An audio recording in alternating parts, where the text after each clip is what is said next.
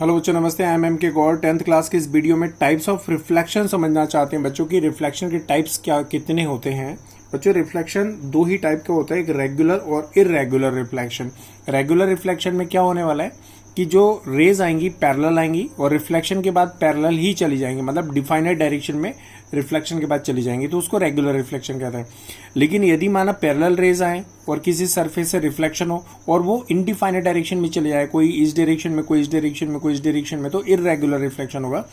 Regular reflection के लिए plane और स्मूथ सरफेस चाहिए, और इरेगुलर रिफ्लेक्शन के लिए जो रफ सरफेस है, आप खुरदरी सरफेस है, वो चाहिए, रफ सरफेस चाहिए, ठीक है, रफ और शाइनिंग सरफेस चाहिए। और रेगुलर रिफ्लेक्शन के लिए स्मूथ एंड शाइनिंग सरफेस चाहिए। दोनों सरफेस को मैं बना के दिखा रहा हूं, देखिएगा बच्चों। यहाँ पर मैंने स्मूथ सरफेस बनाई, एक रफ सरफेस बनाई, और यहाँ पर दोनों पर मैं पॉलिश करके दिखा रहा हूँ।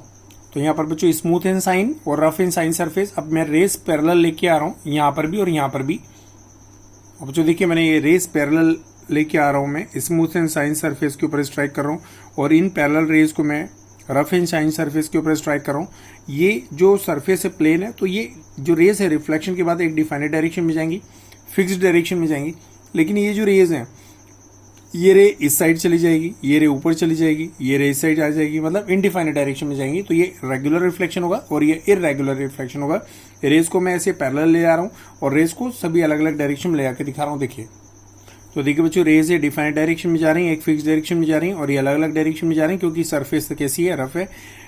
तो ये रेगुलर रिफ्लेक्शन है। इरेगुलर रिफ्लेक्शन है, मैं एरो बना के दिखा रहा हूँ। रेस जाने के लिए, ये आने के लिए एरो है, और ये जाने के लिए एरो मैं बना के दिखा रहा हूँ रेस के ऊपर।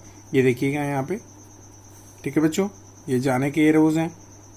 तो ये रेगुलर रिफ्लेक्शन है और ये इरेगुलर रिफ्लेक्शन है, ठीक है बच्चों। तो यहां पर क्या होगा, रेगुलर रिफ्लेक्शन में the light rays which are coming to the parallel या parallel light rays strike on the parallel light rays strike on the smooth and shine surface, then after reflection they move in a defined direction. This is called the regular reflection. The parallel rays strike on rough and shine surface, then after reflection they travel in indefinite direction. This is called the irregular reflection. तो मैं लिख रहा हूँ यहाँ पर regular reflection और ये irregular reflection, ठीक है बच्चों। मैं रेगुलर रिफ्लेक्शन की डेफिनेशन लिखूंगा यहाँ पे, और इरेगुलर रिफ्लेक्शन की डेफिनेशन लिख रहा हूँ।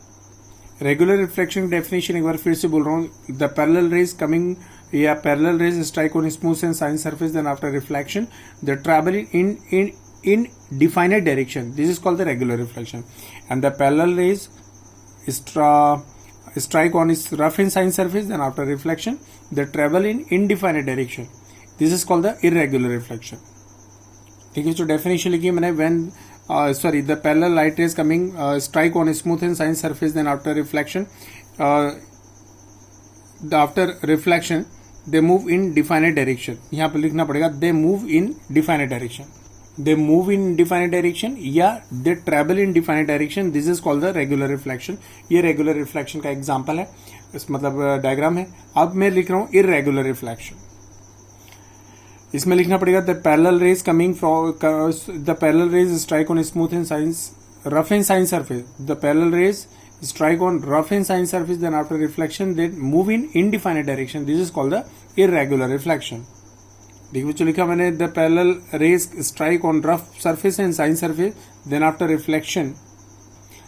Reflection they travel in indefinite direction, ठीक है बच्चों। तो यहां पर मैंने दोनों की डेफिनेशन लिख दी है और मैंने डायग्राम बना दिया है। एक चीज और ध्यान रखिएगा, नेक्स्ट वीडियो में हम लोग मिरर को समझने वाले हैं कि व्हाट इज द मिरर। तो ध्यान से देखिएगा बच्चों, एक डायग्राम और बना के दिखा रहा हूं मैं यहाँ पे, जिसमें पार्शियल पॉलिश होगी, कहीं पर होगी कहीं पर नहीं होगी, और मैं पार्शियल रिफ्लेक्शन करके दिखा रहा हूँ। टोटल रिफ्लेक्शन नहीं कि एक भी रे अगर नीचे नहीं आती, सारी रे का रिफ्लेक्शन हो जाता है, उसको टोटल रिफ्लेक्शन कहते हैं।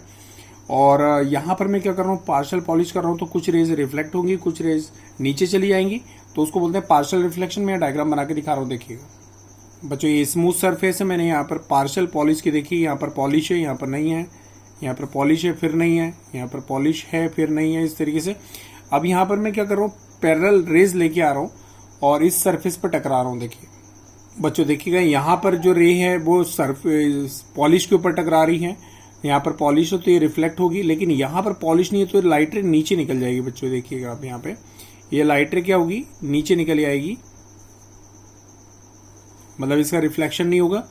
और यहाँ पर जो नेक्स्ट जो रे है ये पॉलिश वाले पार्ट पर जो स्ट्राइक करेगी, तो यहाँ पर ये इसका क्या हो जाएगा, रिफ्लेक्शन हो जाएगा। फिर इसका नहीं हो पाएगा क्योंकि यहाँ पर नीचे यहाँ पॉलिश नहीं है, तो सीधी चली जाएगी। देखिए आप, तो यहाँ पर क्या होगा, ये दो रे का तो रिफ्लेक्शन होगा और बाकी का रे का रिफ्लेक्शन नहीं होगा। तो रिफ्लेक्ट करके मैं ऊपर ले आ रहा हूँ। ये देखिएगा, एक रे ऊपर चली गई, यहाँ से नीचे आ गई। फिर ये पॉलिश था तो यहाँ पर रे का रिफ्लेक्शन होकर के ऊपर चली जाएगी। तो यहाँ पर दो रे जो हैं वो रिफ्लेक्ट हो रही हैं और बाकी की रे रिफ्लेक्ट नहीं हो रही हैं, तो इसको बोलते हैं पार्शियल रिफ्लेक्शन। ठीक है बच्चों, तो ये हो गया regular and total reflection, total and regular reflection. Total तो है लेकिन इरेगुलर रिफ्लेक्शन।